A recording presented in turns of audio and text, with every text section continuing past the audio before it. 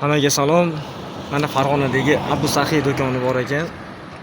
O'sha bir bitovoy texnikalar sotadigan Farg'ona Glavniy Beeline ofisini yonida. Sentrda. Hozir kirdim. Elektronli mashina ko'rishganiga tanishlar, o'shani bir ko'ray narxini ekan. Suvli plissos kerak edi, o'shani ham ko'raman deb kirdim. 3 kishi o'tirgan ekan. Umuman qarashmadi. Kirib so'rasam, aka, mashinamiz qolmagan dedi. Suvli plissos bormi? Desam, bor deb ko'rsatib yuboring, ko'ray desam, "Bo'ldi aka, hozir" dedi. Taxminan 5 bilan 10 daqiqa orasida kutdim, boshqa narsalarga qarab. Umuman qarash bormadi. Qanaqadir narsani yozyaptimi, pul sanayaptimi?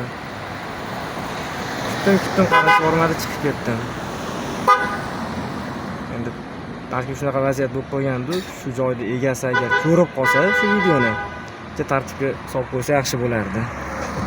Odamni kiyinishiga qarab balkim qarashgan hamdir, sababi juda ham oddiy kiyim dedim mana. Oddiy tapchkalar dedim.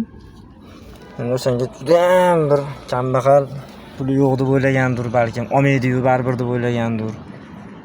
Balkim shunga qaragisi kelmagandir, vaqtini ketkazgisi kelmagandir. Xudo biladi, endi yaxshi niyat qilib ko'ramiz, shu joyda egasi ko'rsa, tartibga solib qo'ysa yaxshi bo'lardi.